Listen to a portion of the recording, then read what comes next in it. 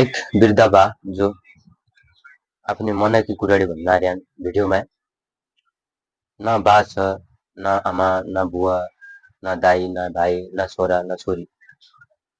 कति दुःख लाग्दो कुराडी हो। अब जो यिनले कुराडी भनेको छ आफ्नो मन झसक्क हुन्छ। जे टाइम ईसा दुःख लाग्दा कुराडी अगाडि मुख देखिन नआउना।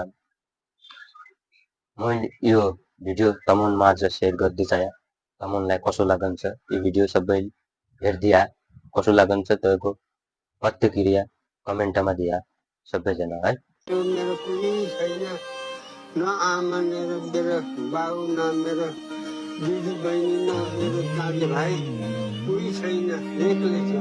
बिहा गरिएन, अब गरिएन अहिले के गर्ने, न छोरा न छोरी, न दाजुभाइ, न बाबुआमा, न कोही न